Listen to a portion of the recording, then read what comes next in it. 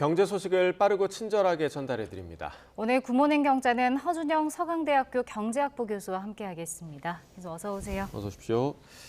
자, 이스라엘과 팔레스타인 간 무력 충돌이 또 일어나면서 지금 인명 피해 규모 급속히 증가하고 있는 상황입니다. 이럴 때 이제 그 세계 경제가 출렁이기 마련인데 안 그래도 지금 국제 유가가 높은 상황인데 다시 좀 급등세가 이어졌습니다. 네, 지금 10월 들어서 유가가 그래도 한 배럴당 6달러에서 7달러 정도 지금 빠졌던 상황이었습니다. 그러다가 이제 이 전쟁이 다시 터지면서 유가가 급등을 하는 상황이고요. 사실 이스라엘과 팔레스타인은 산유국은 아닙니다. 그래서 그렇게 직접적인 영향이 있는 건 아닌데 문제는 이제 팔레스타인 쪽에 하마스를 지원하고 있는 곳이 이란이다라는 얘기가 있고요. 결국 그렇게 되다 보면 최근에 이제 미국이 이란에 대한 경제 제재를 계속 강화하다가 최근에 좀 풀어주고 있는 상황이었거든요. 그래서 이란의 석유 수출이 좀 늘어서 세계 그 원유 유가 가격을 조금 숨통을 트여주는 부분이 있었는데 여기에 대해서 사실 이제 이란이 다시 배후로 지목이 되고 이것이 이스라엘과 팔레스타인 간의 전쟁이 아니고 미국과 이란 사이의 어떤 첨예한 대립으로 확전이 되게 되면 이러면 이제 이란의 석유 생산량이 또 줄어들고 또 이란 옆에 호르무즈 해협이라는 곳이 있는데 여기가 전 세계 원유 생산량의 20%가 지나다니는 곳입니다. 그럼 여기를 이제 봉쇄를 하게 되면 아무래도 원유 공급에 차질이 있게 되고 원유 가격이 엄청나게 다시 뛸 수밖에 없는 이런 상황이 올 수밖에 없는 거죠. 네. 만약에 이제 전쟁이 확산하면 에너지 가격이 계속 영향을 받을 거고 우리는 물가가 하반기 연말로 갈수록 잡히기가 어려운 건 아닐까요? 네, 그래서 지금 그 물가 자체를 보면 두 가지로 나눠서 그냥 저희가 전체 CPI 물가 상승률을 보면 최근에 이제 3.7%로 조금 다시 튀는 경향은 있고요. 그럼에도 불구하고 식료품이랑 에너지를 제외하고 보면 근원 CPI라고 하죠. 물가 상승률이 3.9%로 그냥 여전히 굉장히 좀 서서히 내려오고 있는 상황이었는데 결국은 이게 유가 상승이 조금 길어지면 그리고 유가 상승이 생각보다 급격해지면 아무래도 지금 상승 기조에 있는 CPI 물가 상승률이 다시 탄력을 받을 수밖에 없고요. 거기다가 저희가 또 생각해 봐야 될 것이 에너지 가격이 이제 한전의 전기요금 인상 부분이랑도 관련이 있는데 지금 인상을 해야 되는데 못할 거다 이런 얘기가 있는데 이거 한전채 문제도 있고 여러 가지 이슈가 있을 수 있고요. 그리고 최근 들어서 이제 서울 같은 경우 또 부산도 그렇고요. 공공요금 인상 특히 대중교통요금 인상된 부분 이런 부분들이 있습니다. 전반적으로 지금 물가의 상방 압력이 남아있는 상황에서 여기에다가 유가까지 이렇게 기름을 끼얹어 버리면 사실상 이제 인플레이션이 그동안 좀 내려오던 기조들이 다시 위로 튀어 올라갈 가능성 이런 부분들이 좀 걱정되는 부분입니다. 또 악재가 지금 발생한 상황인데 이렇게 좀 국제적인 불확실성이 커지게 되면 사람들 마음이 또 안전자산으로 쏠리게 돼 있잖아요. 금이나 달러 같은 그런 안전자산으로의 투자가 우리 경제에 또 어떤 영향을 미칠지도 좀 궁금한데요. 그러니까 유가 자체가 올라가는 것도 우리 경제에 좀 부담이 될 수밖에 없는데 왜냐하면 우리나라는 이제 원유를 하나도 생산을 하고 있지 못하는 나라니까요. 거기다가 이제 안전자산 심화로 달러 같은 것들이 강세를 보이게 되면 아무래도 수입 물가에 영향을 줌으로써 이제 인플레이션을 조금 더 상방 압력에 역할을 줄 가능성도 있고요.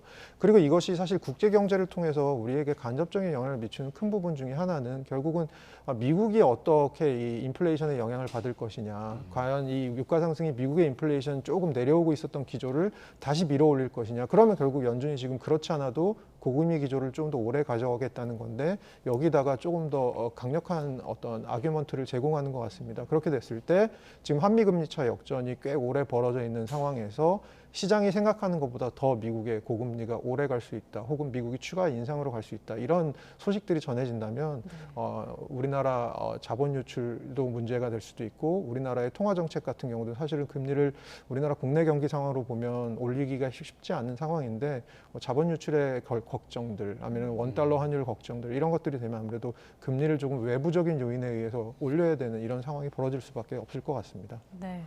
지금 러시아 우크라이나 전쟁도 계속 이어지고 있고 또 지정학적인 위험 요인이 생겨버렸는데 그럼 장기적으로 봤을 때 세계 경제는 어떻게 좀 흘러갈까요? 분명히 부정적인 영향일 텐데요. 아까 말씀드린 대로 결국은 이제 미국의 긴축이 생각보다 좀 오래 갈 것 같다라는 지금 어쨌든 관측이 있는 상황에서 이렇게 미국의 인플레이션이 향후에 이 원유 가격의 상승으로 인해서 어떤 영향을 받을 것이냐. 이거는 전쟁이 얼마나 국제전으로 확전이 되느냐에 관련이 있을 것 같고요. 그리고 이 자체만으로도 하더라도 사실 세계 경제에 조금 부정적인 이벤트가 될 수밖에 없습니다. 그래서 성장률을 조금 갉아먹을 수 있는 부분이고요. 그리고 또 하나는 이제 미국의 국채 금리 같은 것도 좀 봐야 되는데 미국의 국채는 사실 안전자산이어서 뭐 이런 사태가 보통 벌어지면 미국 국채를 사려고 하니까 미국 국채 가격이 올라가면서 금리가 떨어지게 됩니다. 근데 최근 들어서는 어쨌든 간에 미국의 이 긴축 기조가 길어지는 부분 때문에 미국 국채 금리가 떨어지지가 않고 있는 부분이 있거든요. 그래서 추가적으로 이것들이 미국의 국채 금리에 어떤 영향을 줄지 사실 이런 부분도 사실 그것을 통해서 또 우리 경제에 아니 미국 국채 금리가 변하면 우리나라 국채 금리도 따라서 영향을 받고 거기에 따라서 뭐 은행채 등도 다 영향을 받아서 저희 이제 대출하신 분들에게도 영향을 갈 수밖에 없는 상황이니까요. 그런 부분들이 지금 아마 전체적으로 얽혀 있는 것 같습니다. 예, 그러니까 이게 아까 말씀해주신 대로 미국과 이란의 갈등으로 이제 확전이 된다면 경제 상황 더 악화될 수밖에 네, 없겠네요. 맞습니다. 근데 이제 해외 증시는 또 상승 마감을 했더라고요. 또 어떤 이유가 좀 있었을까요? 그러니까 아무래도 어제 그 댈러스 연은 총재가 한 발언도 하나가 있습니다. 그래서 지금 미국 국채 금리가 이렇게 올라가는 것이 사실은 미국의 추가 금리 인상을 하는 것과 한 번 정도 하는 것과 같은 효과를 발휘하게 되므로 결국은 이것 때문에 결국 미국의 추가적인 금리 인상이 필요 없을 수도 있다라는 발언을 했던 것도 하나 있었던 것 같고요. 그리고 현재까지는 지금 방금 전에 앵커님께서도 말씀해 주셨지만 국제전으로 이 전쟁이 확전될 것 같지는 않다라는 관측이 조금 더 우세한 것 같습니다. 그런 측면에서는 어제 장중에 오전에는 굉장히 빠졌다가 오후에 들어서 회복하면서 다시 강보합으로 마감하는 그런 장세였던 것 같습니다. 네. 자, 다음 소식도 보겠습니다. 자, 미국이 삼성전자와 SK하이닉스 중국 공장에 이제 미국산 반도체 장비 반입을 별도 허가 없이 허용하기로 했습니다. 대중 반도체 불확실성이 좀 사라졌다고 봐도 될까요? 네, 뭐 어떤 부분에서는 지금 올 10월 11일에 1년 동안 작년에 유예해 줬던 거, 그래서 미국산 반도체 어떤 제조 기술이나 제조 장비 등을 중국으로 절대 갖고 들어가지 말아라 하는 것들을 이제 올 10월 11일에 끝나기로 했던 거를 이게 이제 무기한 유예해 줬다는 측면에서는 우리나라 기업들에게 당장 좀 불확실성을 없애주는 부분은 분명히 있다고 생각을 하고요. 특히 우리나라 같은 경우는 이제 낸드 프레시 메모리를 굉장히 많이 생산하는 나라인데 삼성 같은 경우는 지금 40%가 중국에서 생산되고 있고요. SK 하이닉스는 한 20%. DRAM 같은 경우는 한 40%가 중국에서 생산되고 있어서 사실은 중국 생산분이 굉장히 큽니다. 그래서 여기서 그러면 기존에 있는 생산 설비 갖고 생산하면 되지 않냐라고 생각하실 수도 있는데 그게 아닌 게 저희도 사실 계속해서 업그레이드를 해줘야 되고 계속해서 보수를 해줘야 되잖아요. 그런 부분에 있어서 추가적으로 장비가 들어가야 될 부분이 있는데 이런 부분들이 이제 못 들어갈 뻔 하던 게 이번에 유예 조치가 무기한 이제 연장되면서 어쨌든 간에 좀 숨통이 트인 부분은 저는 있다고 생각을 하고요. 한편으로는 근데 이것이 결국은 이제 모든 것에 숨통을 다 틔워주는 건 아닌 것이 미국이 여전히 중국에 대해서 이제 중국에 들어가는 장비에 대해서 현상 유지를 하라는 정도지 절대 확장을 하라는 얘기의 시그널은 아니라고 저는 보여지거든요. 그러니까 니들이 돌리고 있는 것만 지금 돌리고 절대로 판을 키우지는 말아라라는 거라서 사실은 거기에 대해서 제약상은 여전히 있는 부분이고 제가 이제 저번에 여기 나와서도 말씀 나눴지만 최근에 7나노급 중국 화웨이 핸드폰이 나왔지 않습니까? 그래서 아무래도 미국이 대중 견제, 우리가 이렇게 견제를 했는데도 중국이 자기들이 조금 뭐 아주 새로운 기술은 아니지만 중국이 자기들이 뭔가를 하고 있는 것 같다라는 생각이 이제 들고 있어서 이런 부분들에 있어서 미국의 대중 이제 어떤 규제 기조들은 앞으로 지속적으로 이제 압박 기조가 될 거거든요. 그래서 그런 부분들에 있어서 뭐 한쪽의 숨통에 트였으나 근원적인 해결은 아니다 정도로 생각을 해주시면 좋을 것 같습니다. 그러니까 말씀해주신 대로 여전히 뭐 규제나 제약 사항이 있긴 하지만 미국에서 이런 결정을 내린 이유는 좀 어디에 있을까요? 그 아무래도 사실은 뭐 예외 조항들을 개별 국가들에 대해서 좀 만들어줘야 되는 게 있는 것 같습니다. 우리나라 같은 경우는 아까 제가 말씀드렸듯이 중국에서 생산하는 분을 하루아침에 뭐 미국 공장으로 이전하는 거, 한국으로 되돌려오는 거 이거 쉽지 않거든요. 그리고 여러 가지 뭐 인건비나 뭐 그 생산 비용의 차이도 있을 수밖에 없고요. 그런 부분에서 당장 반도체의 어떤 공급이 급감하는 일이 벌어지는 것은 사실은 전 세계 반도체 시장에 있어서도 그렇게 좋은 일은 아닐 것 같고요. 한국은 또 최근 들어서 어쨌든 간에 미국과 무역이나 경제적인 측면에서는 조금 더 긴밀하게 협력을 하고 있는 모드여서 그런 측면에서 좀 유예 조항을 준 것이 아닌가라고 생각하고 있습니다. 예. 네. 자, 부동산 소식도 좀 살펴보겠습니다. 자, 가을 이사철을 맞았던 지난달에 서울 아파트 전세 비중이 2년 4개월 만에 가장 높은 수준을 보였다고 합니다. 그럼 월세 수요가 다시 좀 전세로 돌아가고 있는 건가요? 예, 그렇게 봐야 될 것 같습니다. 그러니까 서울 아파트 전세 비중은 2020년 8월 기준으로 봤을 때는 70% 정도 됐었거든요. 이게 이제 저희가 금리가 올라가고 뭐 전세 사기 이런 일들이 벌어지면서 2022년 12월 작년 말 기준으로는 이게 한 50% 이하로 떨어졌습니다. 그러니까 70%였던 게 50%로 떨어졌었죠.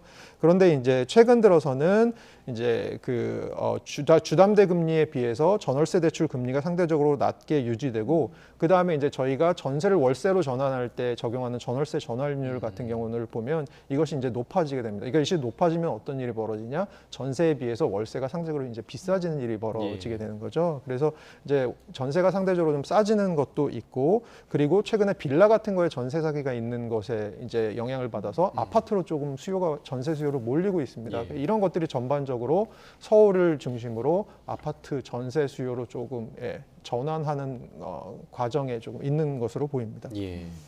자, 이번 주 주요 경제 일정도 좀 살펴보겠습니다. 먼저 국내 관련 주요 일정 어떤 게 좀 있을까요? 우선은 최근에 이제 8월 국제수지가 최근에 이제 나오고요. 예. 국제수지라는 건 결국 이제 최근 3개월 연속 저희가 경상수지가 흑자였는데 좀 불황형 흑자냐 아니면 수출이 지금 실제로 반도체 수출 같은 게 좀 살아나는 조짐이 보이는데 그것이 일어나고 있는지를 이제 보여주는 기조를 좀 볼 수 있을 것 같고요.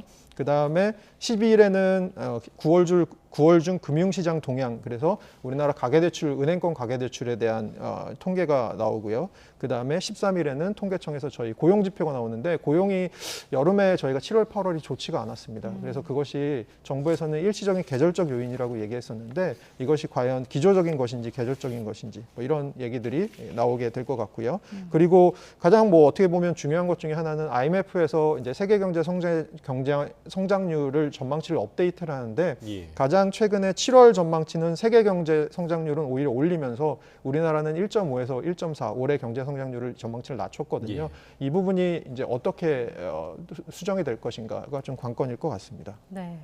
자, 그리고 국제 주요 일정은 또 뭐가 있는지 좀 전해주시죠. 미국은 9월 CPI가 공개되는데 이거 굉장히 중요한 부분일 것 같고요. 그 다음에 11일에 연준 9월 금통위, 그러니까 FOMC 의사록이 나오게 되는데요. 사실은 9월에 동결을 했습니다만 어떤 배경에서 동결을 했고 연준의 의사들이 지금 위원들이 어떻게 미국 경제를 바라보고 있는지 여기에 대한 힌트를 줄 것 같고요. 그 다음에 가장 뭐 또 관건은 이번 주에 많은 연준 위원들이 이제 어떤 인터뷰가 예정돼 있습니다. 예. 과연 어떤 발언들을 할지에 따라서 시장이 굉장히 출렁일 수 있을 것 같습니다.